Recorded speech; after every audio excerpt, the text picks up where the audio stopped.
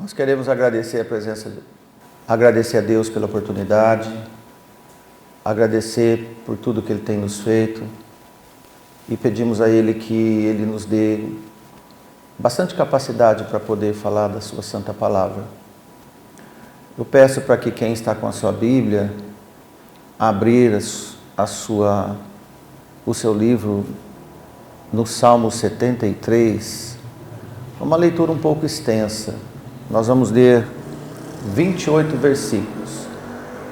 Vou procurar ler compassado, mas eu gostaria que todos dedicassem atenção neste momento na leitura, oração e depois os devidos comentários sobre as bênçãos do Senhor. Amém? Leitura, Salmo 73. Verdadeiramente bom é Deus para com Israel e para com os limpos de coração. Quanto a mim, os meus pés quase se desviaram, pouco faltou para que escorregassem os meus passos. Pois eu tinha inveja dos nécios quando via a prosperidade dos ímpios, porque não há apertos na morte, mas firme está a sua força. Não se acham em trabalhos como os outros homens, nem são afligidos como os outros homens. Por isso a soberba os cerca como um colar, vestem-se de violência como de adorno. Os olhos deles estão inchados de gordura, eles têm mais do que o coração podia desejar. São corrompidos e tratam maliciosamente de opressão, falam arrogantemente. Põem as suas bocas contra os céus e as suas línguas andam pela terra. Por isso o povo dele volta aqui e águas de copos cheios se lhes espremem. E eles dizem: como o sabe Deus? Há conhecimento no Altíssimo? Eis que esses são ímpios e prosperam no mundo, aumentam em riquezas. Na verdade, que em vão tenho purificado o meu coração e lavei as minhas mãos na inocência, pois todo dia tenho sido afligido e castigado cada manhã. Se eu dissesse, falarei assim, eis que ofenderia a geração dos filhos. Quando pensava entender tudo isso, foi para mim muito doloroso, até que entrei no santuário de Deus, então entendi o fim deles. Certamente tu puseste em lugares escorregadios, tuas lanças em destruição. Como caem na desolação quase no momento, ficam totalmente consumidos de terrores. Como um sonho quando se acorda, assim, ó Senhor, quando acordares, desprezará a aparência deles. Assim o meu coração se azedou e sinto picadas nas minhas entranhas. Assim me embruteci, nada sabia, fiquei como um animal perante ti. Todavia estou de contínuo contigo, tu me sustentaste pela minha mão direita. Guiar-me-ás com o teu conselho e depois me receberás na glória. Quem tenho eu no céu senão ti? E na terra não há quem eu deseja além de ti. A minha carne e meu coração desfalecem, mas Deus é a fortaleza do meu coração, a minha porção para sempre. Pois eis que os que se alongam de ti perecerão, tu tens destruído todos aqueles que se desviaram de ti. Mas para mim é bom aproximar-me de Deus, pus a minha confiança no Senhor Deus, para anunciar todas as tuas obras. Amém. Oração. Amado Deus, santo e poderoso, nós pedimos após essa santa, sagrada Escritura, na sua leitura, que o Senhor nos faça dignos agora de comentá-la.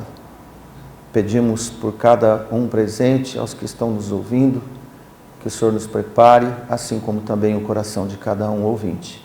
Em nome de Jesus, nós te agradecemos. Amém. Amém. Irmãos e irmãs, esse salmo é um salmo de Asaf, conhecido no meio bíblico. Ele era um músico especial, principalmente de Davi. E ele escreveu 12 salmos. Mas é interessante que o primeiro versículo, na verdade, ele quis deixar bem claro que apesar das suas fases, dos seus erros, das suas dúvidas, ele nunca deixou de conceber, além das suas fraquezas, que Deus é bom, independente das suas fraquezas. E ele discorre esse salmo, nós podemos dizer em algumas fases. Primeiro, ele diz que verdadeiramente Deus é bom para com os limpos de coração e com o seu país. E ele faz uma confissão logo em seguida, que quanto a mim, e é uma declaração particular, Asaf diz, quanto a mim, eu quase me desviei, mas faltou pouco para que eu desanimasse de vez. E aí ele começou a mostrar uma realidade visual do que ele via nos ricos, nos poderosos, tudo que acontecia com eles, e ele invejou, ficou com inveja das pessoas, e aquilo deu uma amargura nele.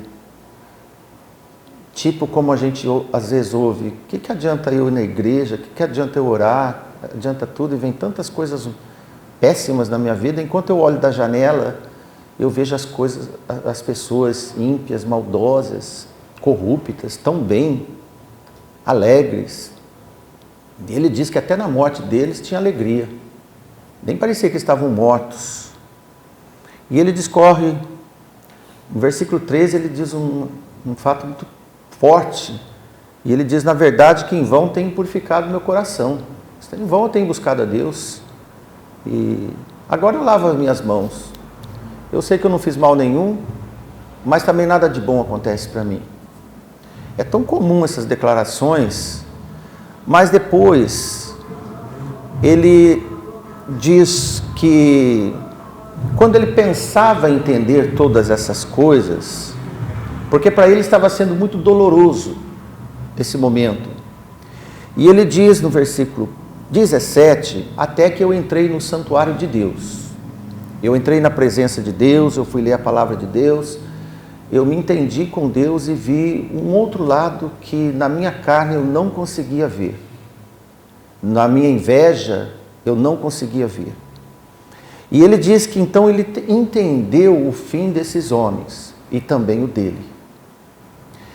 Depois, para frente, ele começa a fazer uma declaração de que esses homens estavam, na verdade, num tempo escorregadio, lugares escorregadios. E ele diz que o coração dele se azedou muito, ele sentiu um brutamontes, porque ele invejou, depois ele viu que não era nada do que ele pensava. De forma que ele começa depois a tecer uma declaração de arrependimento a Deus, pela sua idiotice, pelo seu momento de desvaneio. Por isso que o título da pregação hoje é assim, as fases de um crente. As fases de um crente. E como temos fases? Não deveríamos, mas nós somos cheios de fases. Como alguns dizem, altos e baixos. Deus quer a nossa santificação, mas acabamos por tantas coisas nos tropeçarmos. E ele começa a se recolher na sua pequenez, no seu lado animalesco e racional, que ele se retrai. E ele diz, guia-me com teu conselho, para depois então o Senhor me receber bem humilde na sua glória. Me guia agora, Senhor. E ele diz, quem tenho eu no céu, senão o Senhor? Quantas vezes nós fizemos essa oração? E ele diz, a minha carne e meu coração se desfalece, porque eu tomei umas decisões, uns pensamentos, mas ele diz, Deus é a minha porção para sempre. E depois ele faz uma sentença de que quando ele quase te desviou, no versículo 2, quase caiu, ele, tão retraído que estava, ele diz assim, versículo 27, porque aqueles que se alongam de Deus, certamente perecerão. E o Senhor destrói todos aqueles que se desviam de ti. E eu estava desviando. Isto é, na verdade, ele confessou, e eu estava indo para a destruição. E eu acordei, o Senhor me resgatou. E ele faz a declaração final, mas para mim, quando ele diz quanto a mim no versículo 2, agora ele diz no último versículo, quanto a mim. Novamente, bom é se aproximar de Deus e não se afastar de Deus. Pus a minha confiança no Senhor, agora eu quero pôr a minha confiança no Senhor. E depois que tudo isso aconteceu, ele diz assim, para anunciar todas as suas obras. Asaf passou de um momento invejoso, dos homens ricos, prósperos, soberbos, arrogantes, sem Deus, e agora ele passou a ser um anunciador de Deus.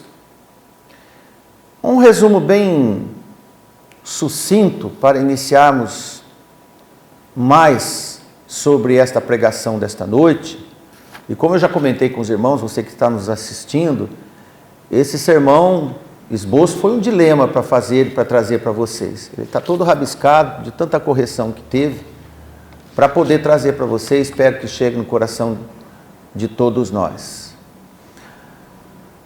Antes dele declarar a sua instabilidade, a sua pouca fé,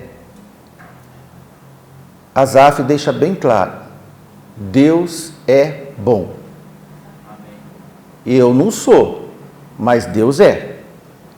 Eu não me comportei bem, mas Deus tem um comportamento bom, melhor do que eu possa imaginar no meu coração.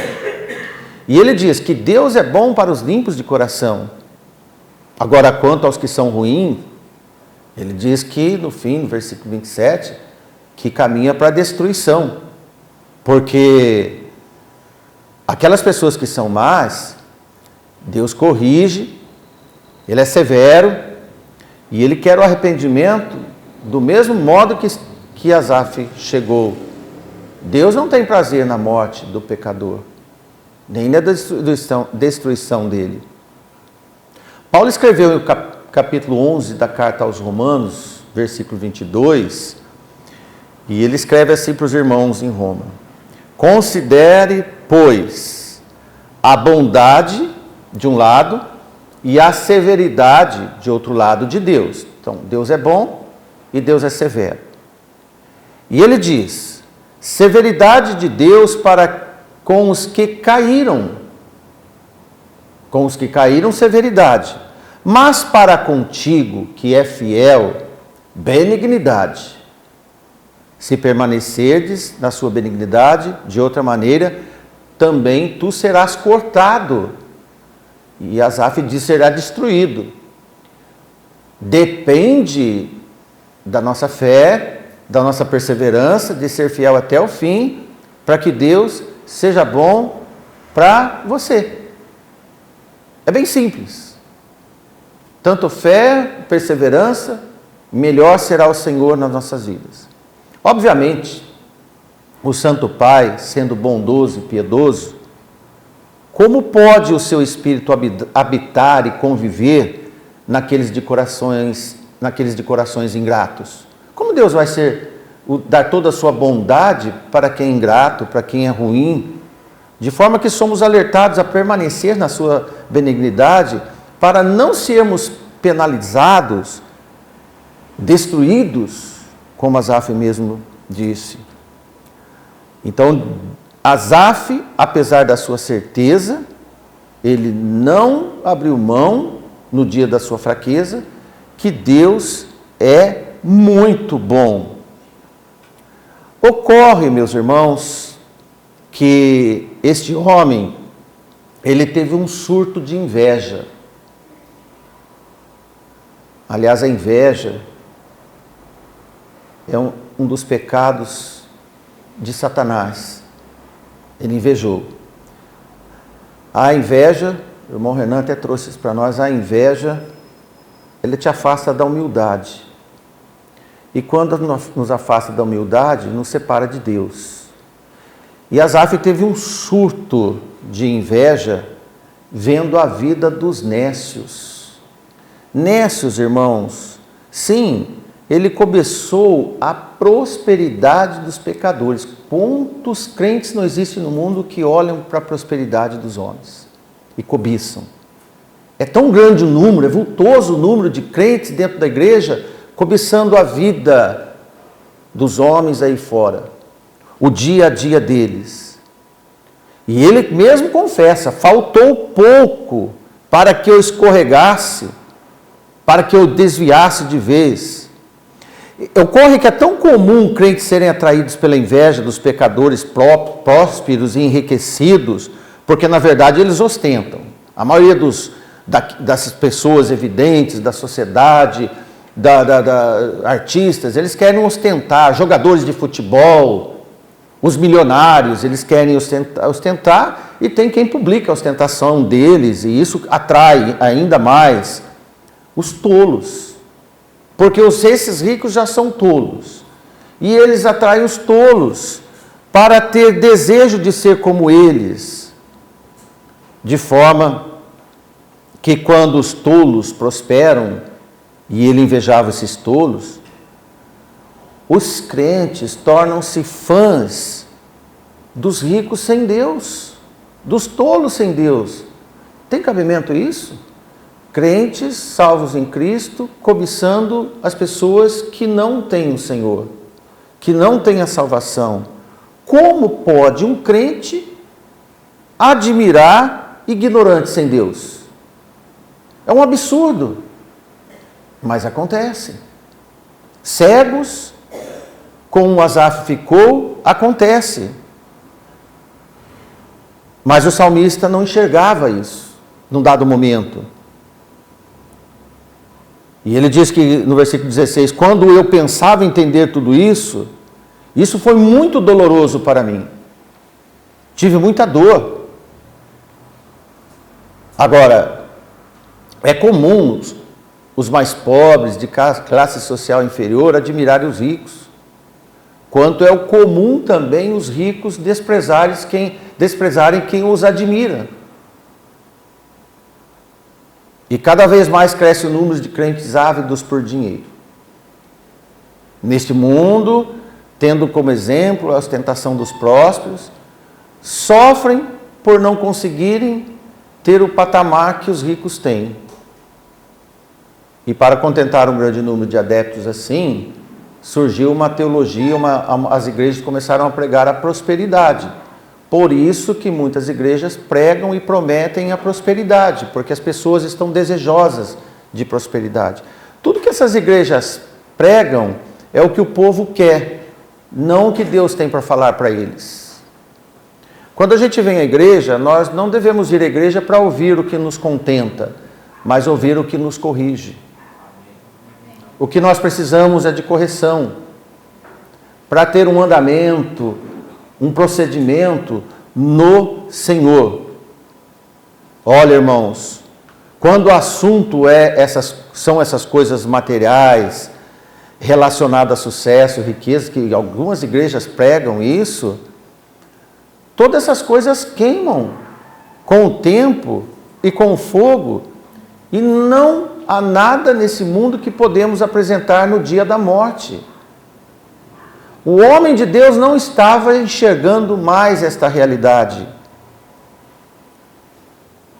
Essa atração desejosa de querer ser próspero é extinta quando olhamos para Deus. Ela torna-se sem importância alguma quando olhamos para Deus. Só assim vemos o fim dessas coisas e do próprio rico, do próprio ostentador. Por isso, a palavra mais significativa no Evangelho de Jesus é arrependei-vos. A palavra mais significativa desde João Batista e Jesus em Mateus capítulo 4, ele começou a pregar arrependei-vos, arrependei-vos. E é o que a igreja tem que pregar. Quando o salmista Asaf viu o fim dele, irmãos, ele se arrependeu por ter desejo de coisas inúteis. Porque o arrependimento nos traz a paz e o desejo nos traz aflição. Só aflição de espírito. Quando ele diz até que eu entrei no santuário de Deus. Foi fato, por exemplo, no episódio do rico e Lázaro, vocês lembram? Foi fato nesse episódio. Aqui na terra, só para lembrarmos, esse rico não se importava com o pobre, miserável, cheio de chaga, diz que os cachorros lambiam suas feridas, e o rico passava longe dele, não se importava com ele.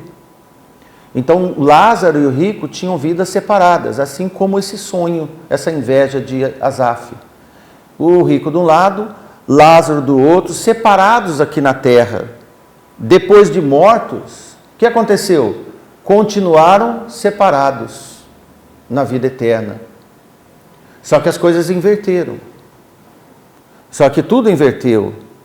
Lázaro foi separado do rico deste mundo, foi para um lugar muito melhor do que o rico, pois Lázaro foi para o lugar onde o seu Deus o encontrou e o esperava. Quem deseja nesse mundo, como Asaf, estar no meio dos homens soberbos, é só esperar um pouco mais que viverá na eternidade com eles também. Porque se deseja estar no meio deles agora, espera um pouco que vai estar com eles na eternidade. Não é um conselho, mas é uma realidade. Melhor é mudar de mente e arrepender-se. O melhor é mudar de mente. Então, irmãos, tão somente depois da morte é que o rico deu conta da desgraça que na verdade lhe estava esperando. E que o aguardava porque ele não tinha arrependimento e não portava a salvação. Não se arrependeu, sem Deus no mundo, também sem Deus na eternidade. Isso não pode levar à conclusão que todos os pobres, como Lázaro, devido à sua pobreza, já tem passaporte certo para os céus. Veja só. Não. Pobres que sonham com as riquezas também irão pelo mesmo caminho dos ricos. Eu creio que é o pior lado do ser humano. Aquele que sonha com os ricos aqui e nunca fica rico, nunca será rico. E quando Deus o chamar, nunca se arrependeu nada, porque a vida dele era inveja e desejo de ser igual aos homens sem Deus, foi morar na eternidade com quem também não tinha Deus. Sofreu aqui, sofreu lá. Quantos vão passar por isso, meus irmãos? Isto é realidade. Aquele rico no tormento eterno foi curioso, porque ele lembrou dos seus parentes. Ele tinha os pais, se não me engano, 5 irmãos. E ele clamou para que alguém fosse lá falar. E a palavra diz que não. Tem Moisés, tem os profetas, tem os pregadores. Se não se arrependem com as palavras dos pregadores, não vai vir nenhum emissário, um anjo, uma cavalaria do céu, os exércitos do céu, fazendo clamor para os homens da terra. Não vai acontecer isso, porque Deus mandou os pregadores para pregar, como você está ouvindo. Se não ouvir os pregadores, não ia ouvir Abraão. Se não ouve os pregadores, não vai ouvir Deus. Se essa pregação não lhe satisfaz, não vem nada do céu para fazer coisa diferente para você. Sermão diferente para você. E para nenhum de nós. Então nós podemos comparar nós com Asaf, sem dúvida.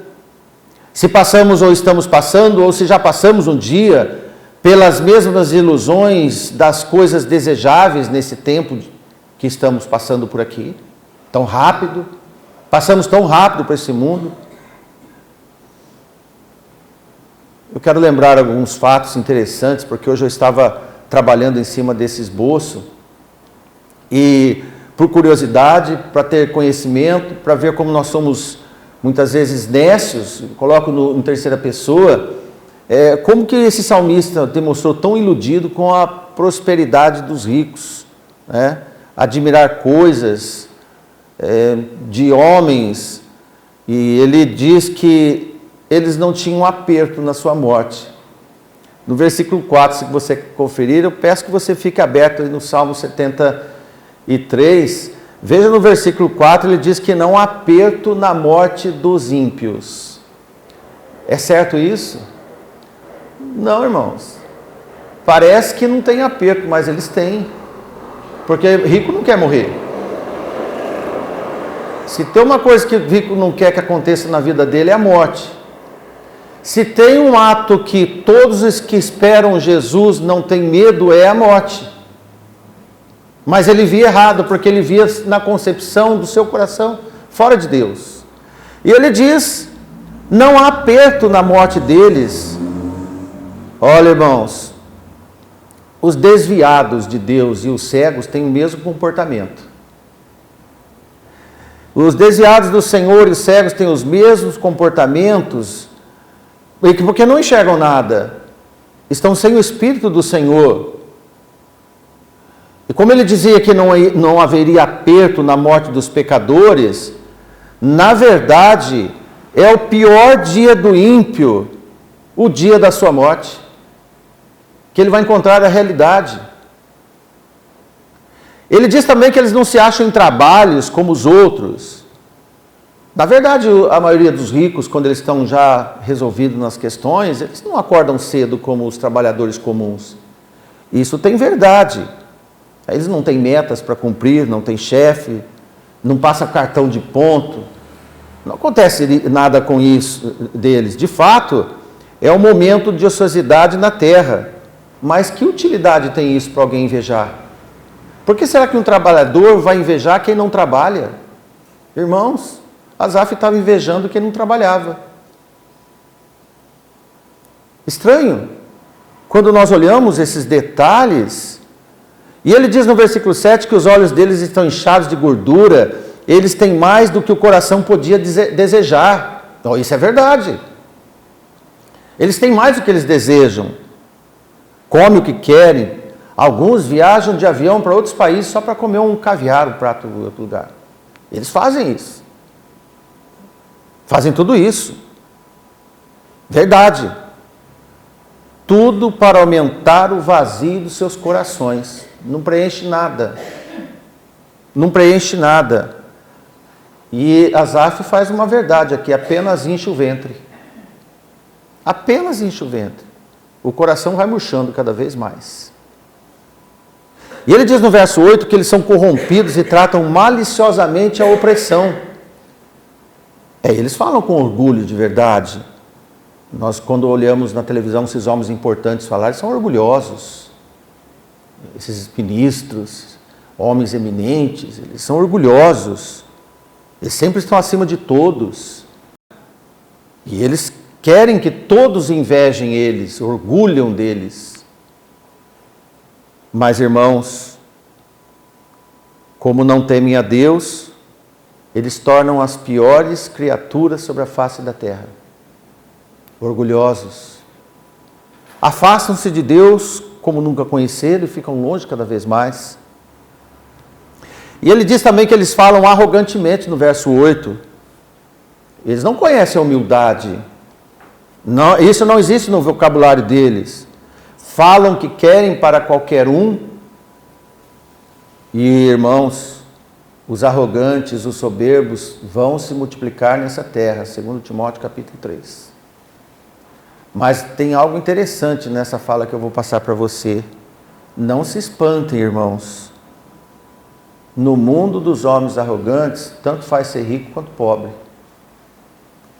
A natureza do homem está ficando arrogante. E isso eles estão copiando fielmente dos ricos que já eram.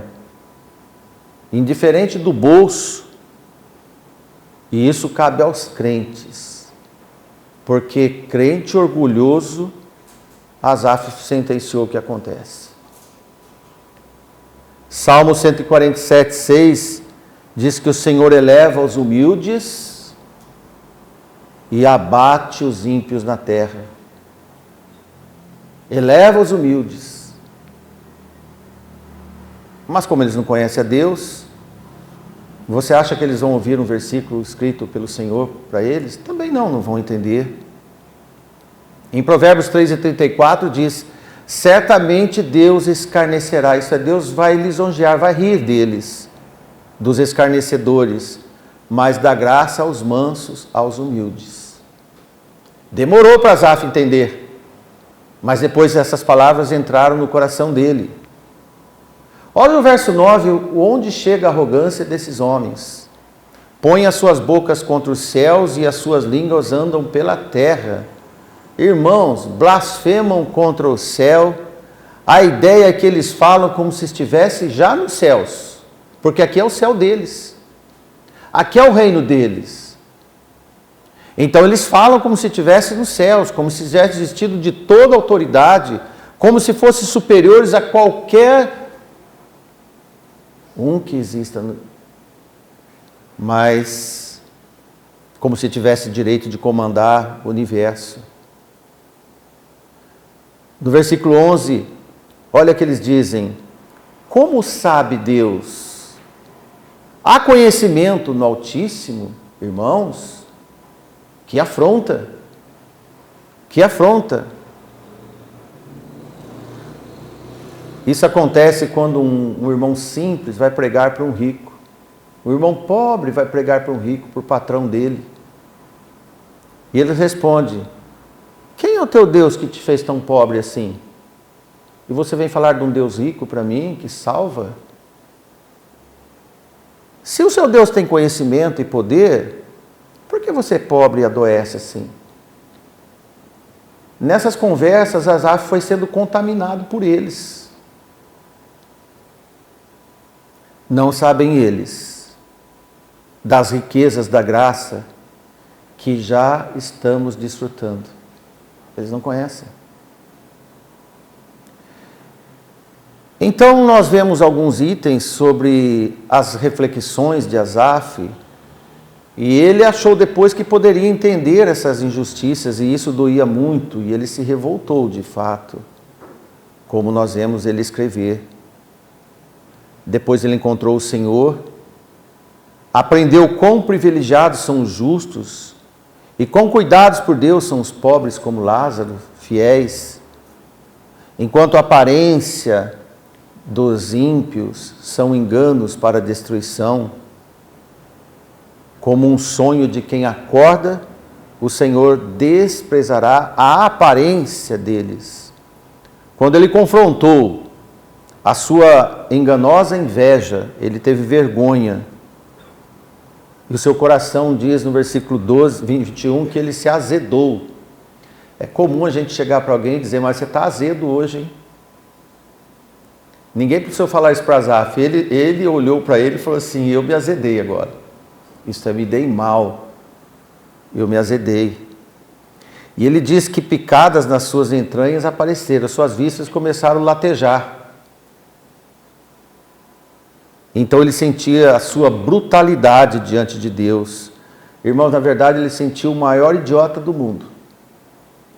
E é bom sentir-se idiota diante de Deus. É bom sentir-se ridículo diante de Deus.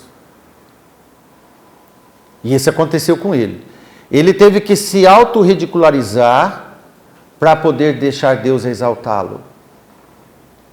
E isso foi um fato. Quando ele viu tão ignorante e bruto que ele era, e que nada ele sabia e muitas besteiras ele tinha falado, ele sentiu-se mesmo como um animal rastejante e irracional.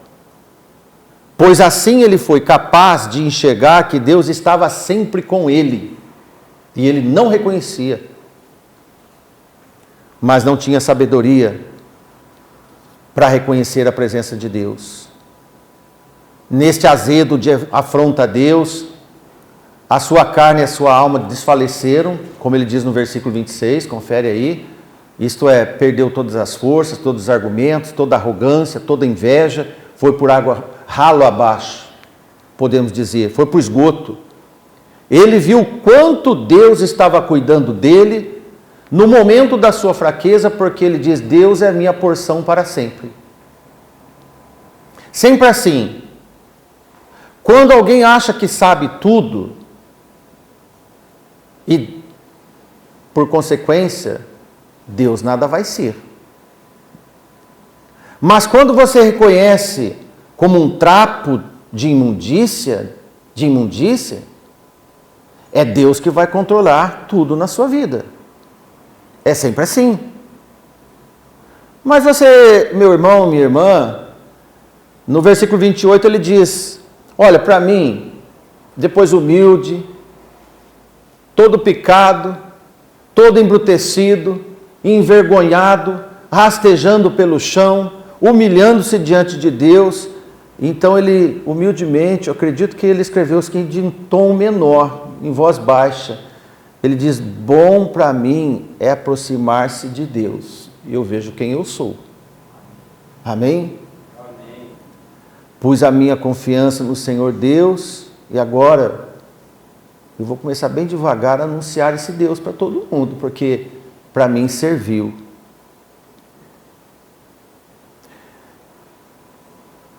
Em 1 Timóteo 6 e 9, Paulo escreve, para nós finalizarmos, ele diz assim: mas grande é o ganho da piedade com contentamento. Irmão, eu não sei qual problema que você está tendo. Antes de tudo, procura se contentar. Qual é a fórmula? Olhar para Deus. Porque nada, olha, ele está dizendo agora, porque nada trouxemos para esse mundo, e é manifesto, isso é muito certo, não tem discussão, que nada podemos levar dele. Hoje eu ouvi um pastor dizer assim: alguém já viu atrás de um velório um caminhão de mudança? Alguém aqui já viu? Velório e um caminhão de mudança atrás, que é onde o morto vai, a não ser lá no Egito, nos faraós, que as pirâmides foram feitas para isso. O faraó morria, levava tudo, os servos, as mulheres, os animais, e lacrava a pirâmide, morria todos. Mas como o homem já descobriu que isso não vale nada, como ele diz aqui, isso já é certo, já é manifesto, nós não vemos ninguém ser enterrado com a mudança dele atrás. Um caixão de dinheiro do lado, um cofre, as roupas caras, os carros de luxo, as roupas que ele comprou a prestação, os carros que ele comprou financiado, não leva a nada. E ele diz: qual é o remédio, a ideia genial para tudo isso? Tendo, porém, o sustento, e com que cobrirmos, estejamos com isso contentes. A roupinha que nós estamos usando hoje, nada mal pôr no nosso caixão quando nós sermos enterrados. Agora, se você quiser uma melhor, você avisa. Olha que interessante, irmãos. Mas os que querem ser ricos caem em tentação, enlaçam em muitas concupiscências loucas e nocivas. Acabamos de ver Asaf falar das loucas e nocivas coisas. Olha que submerge os homens à perdição e à ruína. Irmãos, Paulo escreveu a Timóteo, Asaf escreveu para nós e para ele, denunciando a sua vida. E todos os homens de Deus devem ter uma história para contar. Interessante que nesse momento que eu estava refazendo o esboço da pregação de hoje, logo me lembrei de Moisés, para nós terminarmos essa pregação. Moisés viveu quantos anos, irmãos? 120 anos. Interessante que de 0 a 40 anos ele era príncipe. Era príncipe. E você acha que príncipe é muito humilde? Quem foi criado em palácio, é filho de rei. Então ele era autossuficiente. Moisés ele era autossuficiente e ele tinha uma frase: eu posso. Ele até tentou resolver uma questão e matou um egípcio, lembra? Eu tenho que resolver aqui, eu resolvo essa parada agora. Não deu nada certo isso.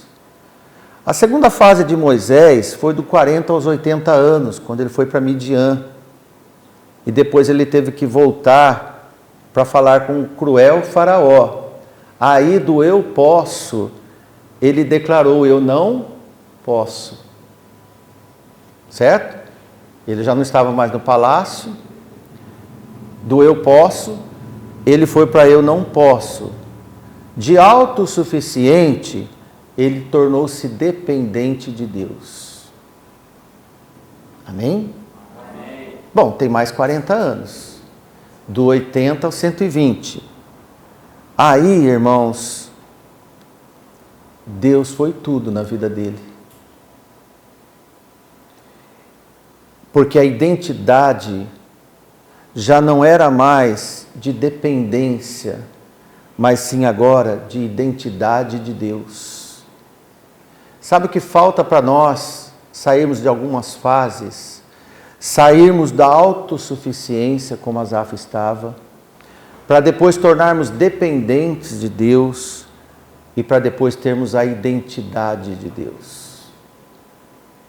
Quando nós temos a identidade de Deus, nós temos a afeição de Cristo. Nós podemos entender quando Jesus disse, sede santo como eu sou.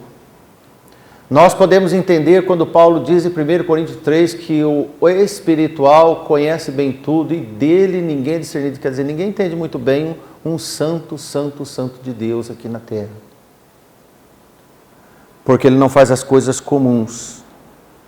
Então, irmãos, eu não sei quanto tempo demorou essas fases de Asaf. Interessante que de Moisés nós temos cronometrado. Agora, da minha vida e da sua vida, cada um deve ter uma história, é evidente que sim. E eu espero, de todos nós, que tenhamos o mesmo fim de Asaf e o mesmo fim de Moisés. Porque em Eclesiastes 7:8 diz que melhor é o fim das coisas do que o começo delas. Se você não começou tão bem, termine melhor. Termine com o Senhor. Amém. Que Deus nos abençoe e Deus nos agracie nesta oportunidade de chegar ao seu coração. Amém? Que Deus nos ajude. Amém.